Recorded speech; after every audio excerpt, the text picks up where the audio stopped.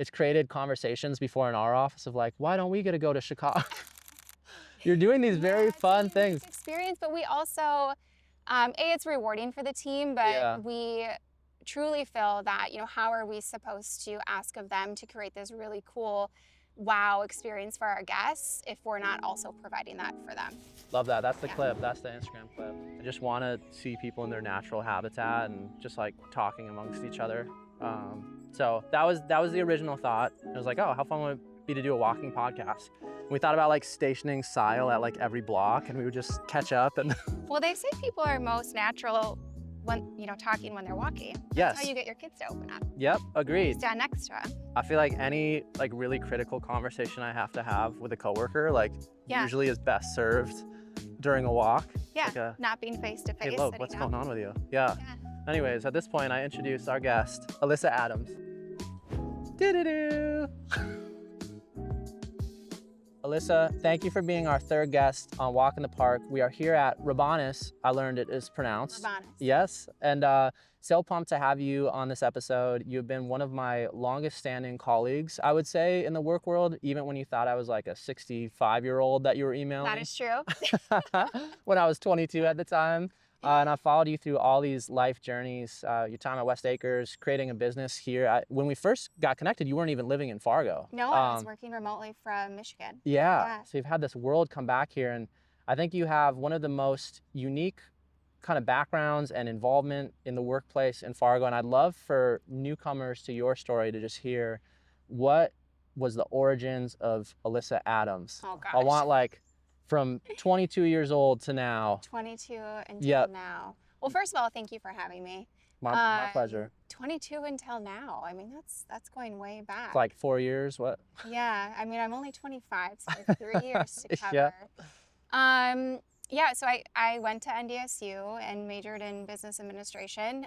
Post-college, I worked for a small local company called Global Electric Motor Cars. I don't know if you ever knew this about me. I did not know that. Doing marketing there. And then I think about a year into that, I made the transition over to West Acres as the marketing director there. And then that, the rest is history as far as that goes. I'm in my 17th year at West Acres. Wow, that's incredible. Yeah. You've seen quite a few evolutions, quite a few new stores coming in, new experiences. Tell me about like, over those 17 years at West Acres, are there any defining moments that you feel like come top of mind for you as, wow, this was one of the peak moments of my career? That's a good question. There isn't one moment that necessarily stands out. I think what's been really fun to experience throughout that time is seeing that constant evolution and seeing the team of people over there be able to adapt as the industry is adapting and the customer is adapting has been so fun. I think that it's just this constant what's next, and that's what keeps everybody on their toes and makes it continuously exciting. For sure. How about when you started to, and maybe this was right out the gates when you became marketing director, but started to have a team beneath you to help execute? How have you maybe grown as a leader as years have progressed in your career at West Acres? Yeah, I mean, I feel like that's your team loves you. As I sit in the meeting, I will say like Alissa is adored as a leader, but I know that that's, being young and your first experience managing, and then kind of the wisdom that is gained as you continue over the years. Yeah, I mean, I think that naturally as a human being, I like to create environments that make people feel good and comfortable and make them thrive, whether that be at home with my family. But I think that's a natural part of being a good leader, is that it's really important to create that safe, comfortable space and environment for your team and make sure that you're really putting the people first. Something that just came natural to me, and have thankfully been able to work with some fantastic humans. Yeah, that's awesome. Well, I think that kind of inclusive feeling and place where people can be themselves also segues into something that I was going to ask you about, which is the experience marketing side. I feel like you are just so good at creating experiences. And I know both at West Acres and Center for Plastic Surgery, which we'll dive into a little bit more, experience seems to be one of the core tenets for both of those locations. Tell me about like what goes into creating experiences for people and the guest experience in general. Yeah, so at West Acres, we realize that the experience we provide our customers is really what can set us apart. Mm-hmm. You know, people can come and they're looking for a specific store or a specific product, but we as the shopping center, what we have to provide them is that feeling when they're there, you know, whether it be local art or these seasonal displays that change or live music. What we really have for them is that feeling. And we have really been leaning into that, I would say, you know, for the existence of West Acres, but really for the last 10 years. I think around that 2017 mark, we started to do more of those installations, launched Yeah. our artist in residence program, and really building on that experiential component for our visitors. For sure, yeah, it shows, and that's some of where our worlds initially connected, I would say, when I was Yep. at the sign company and Yep.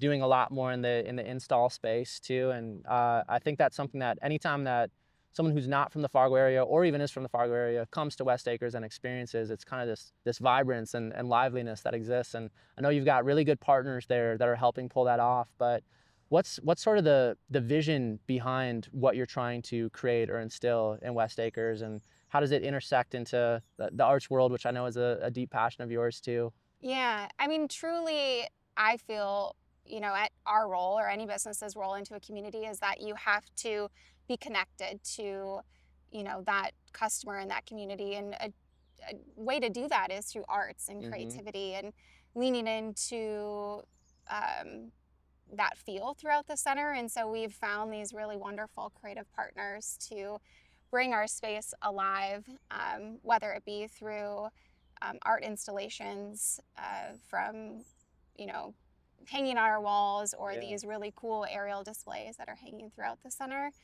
But we want that experience to feel really authentic to them and reflective of our community and our region as well. So, Yeah.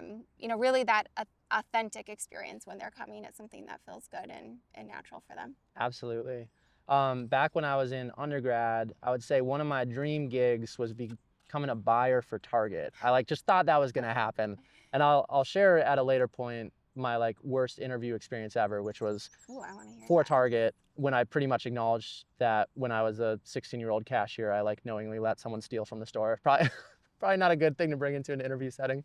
Uh, but I think that the buying side or thinking through like creating retail Mhm. experiences is a really unique, fun world that you're in. And there was a Yeah. recent West Acres post that went up that was kind of fielding ideas of what store would you like to see next Hmm. at West Acres. I think for you in the boardroom, you could ask that question on a routine basis. Yeah. What goes into the selection process of getting a new store brought into a place like West Acres? Yeah, that's a good question. And I think one of the maybe biggest misconceptions people have is that it's this fast process. Yeah, And truly it's a long process. I can give a, you know, more recent example of Von Mauer opening last year, and which was a huge it win. was a huge win. And you know, that's something we started that conversation in 2011 Oh my and they gosh, opened in wow. 2025. Yeah, So these things can take a long time, and it's finding, you know, it's that perfect mix of the tenant wants to come to our market.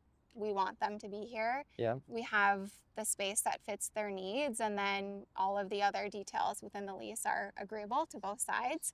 And sometimes that takes a long, long time, and sometimes it can come together quick, but usually it's several years. Yeah. And then at what point in time, I know I sit on the marketing side Yeah. with West Acres, but at what point in time do you make the decision to make it public knowledge? And what does the usual like PR marketing strategy look like when you're rolling out new store announcements? Yeah, that's a good question. We are very careful to wait until the lease is actually signed before we make an announcement. And we usually do that collaboratively with the retailer, make sure they're Sure. also okay about it Yeah. going out to the public. But once that lease is signed, we generally will make that announcement. And that's changed a lot in the last 10 years. You know, it used to be a formal press release, and Mm. now we're really leaning into our social channels. And that announcement is going out through, you know, a teaser the day before and then the day of the announcement through all of our social channels. And as you know, we have a fantastic social team that's Yeah. putting those things together.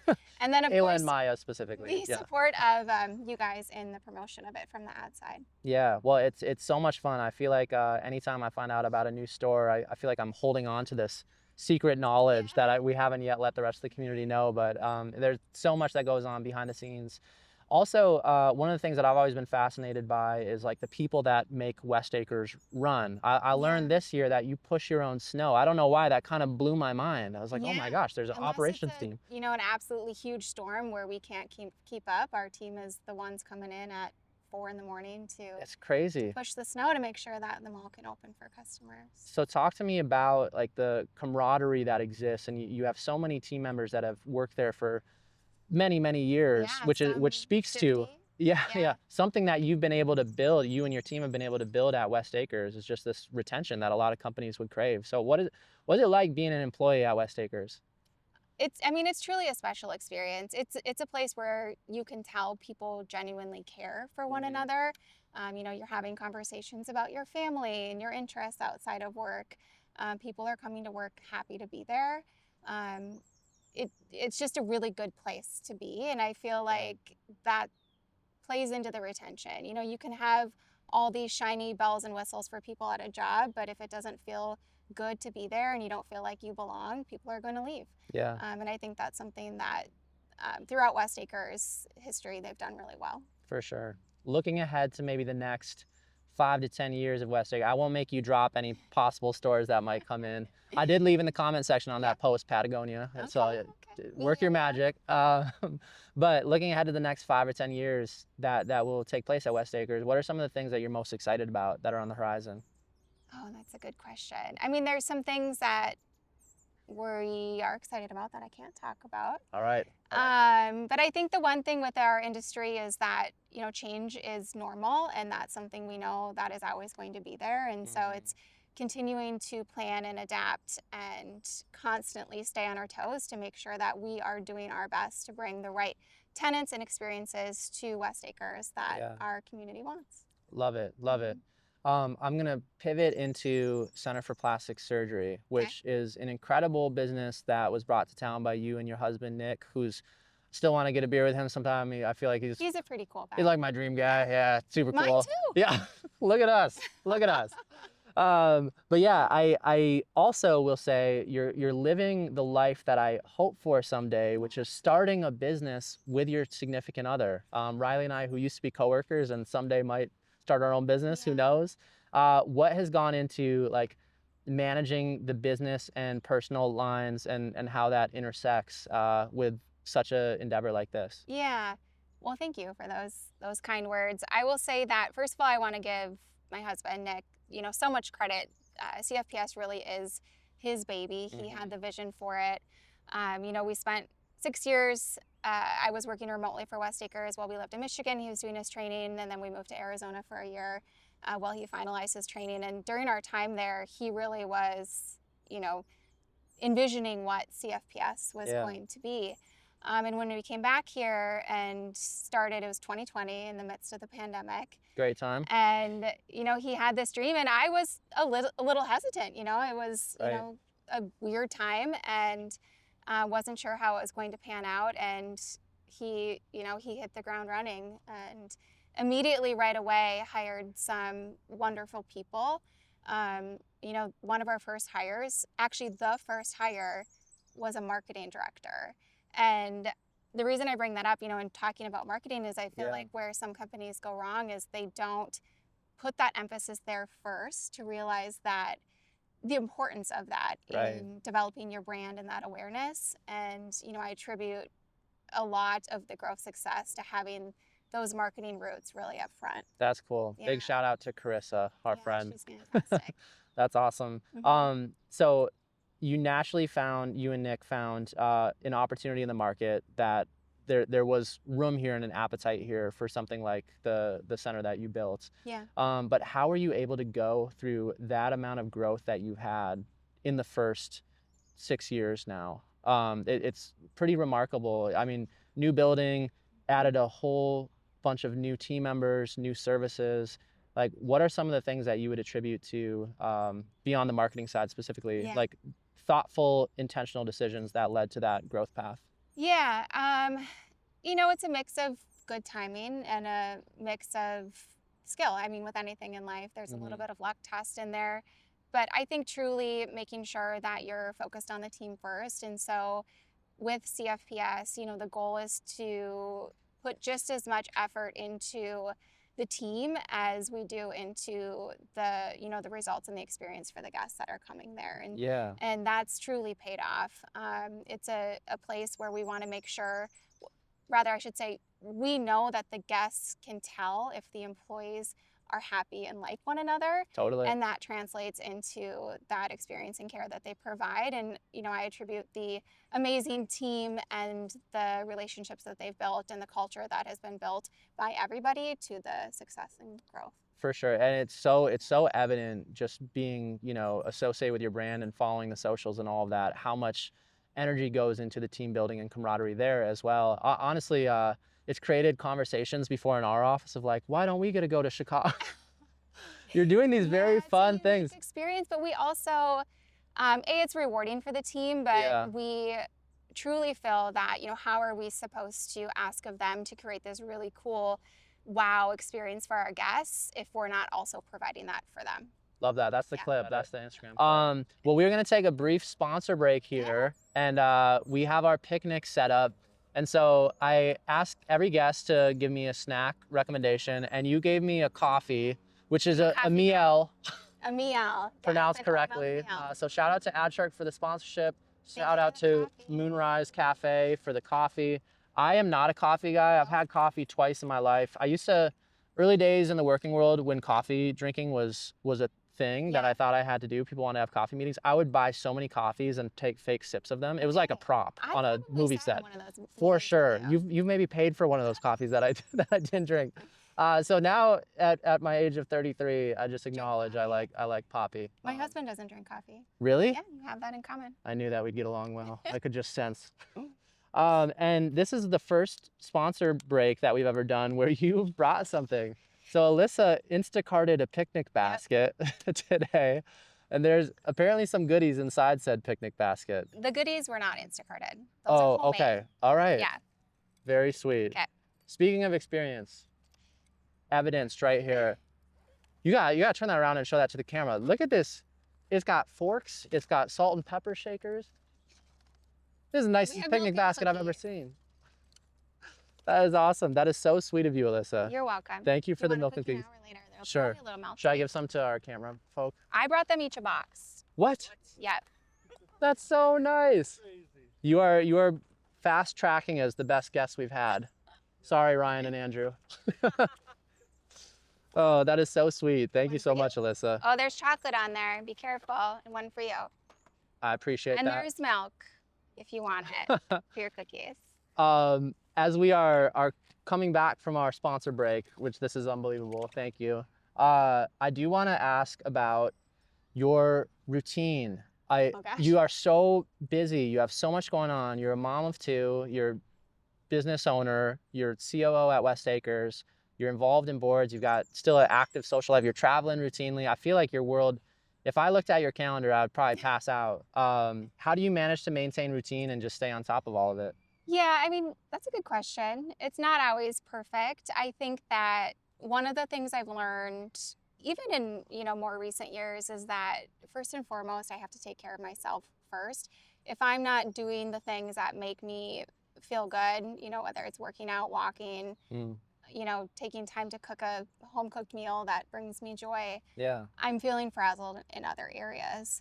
So I think having that support, it makes me a better boss, a better mom, a better wife when I'm taking care of myself first. That's awesome. I'm gonna make a sharp pivot and say, like, is there any dumb fun things in your? Is there any mindless scrolling, favorite app, dumb Netflix show that you watch? I want to know about your escapes from reality. My escapes from reality. I mindless scroll just like everybody. I do right now, though. I'm in a walking in water challenge. So I am hyper focused on my steps. Okay. Because I'm also competitive. Good so I walk in the park. Only allow myself to mindless scroll while I'm walking on the treadmill. That's it. So you got a treadmill at the desk type situation too? Yes, I work while I walk, but also my treadmill at home is where I scroll in the mornings. Okay. To start my day. That's good. Yeah. It's a good way to start the day. Every episode we ask guests to say one piece of advice they have for young marketers that might be watching this. Anyone that aspires to the career path you have, which I'm part of that crowd. Is there any piece of marketing advice, one tip or pointer that you have learned that you could share your wisdom on? I feel like it covers both of those things. So it applies to for your personal growth and, as a marketer, it would be to stay authentic to Mm, who you are. In marketing, I think where I see brands run into issues is where they lose sight of who they are. yeah. Maybe they're trying to hop on trends that truly aren't authentic to their customer, to their mission and values as an organization. Mm, So I say figure out who you are and really stick to that, and that be authentic in who that is. And I think that's true as a human too. yeah. Whether it's in your personal life or in your role at an organization, I think you can find a through line to what is meaningful to you in both of those things and really lean into it. For me, it's, creating those experiences that make people feel good, Yeah. whether it's being their boss or their mom or, anything in between. And so I think Mm. lean into those things that make you special. That's awesome. Plus, it is also what feels best in your soul. Yeah. I've always felt like I will be at pure work happiness when I feel like there's not a cape or mask that is part of this. 100%. I'm the Jack Yakowitz at the office that I am at home. Yeah, it's important. Very cool. Yeah. Love it. And last thing, any shout out you wanna give? You have so many things that you could pitch right now. Is there anything that you want our listening audience of about 45 people? Well, when you're on the episode, there's gonna be like 145 people. But anything that you want this listening audience to know about? I want to give a shout out to my daughters because I feel like they're going to see this. So, hi Oh, to my two sweet. little ladies. I love you. A shout out to my husband, Nick, and then to both of the amazing teams, both at West Acres and Center for Plastic Surgery. And thank you to you for having Thank you, me, Jack. Alissa. Yeah. Thank you so much. And thank you for the picnic basket. Tune in next week for another episode, 2 weeks from now. How do we usually close these? You want to like sing a song or something? Yeah. Yeah.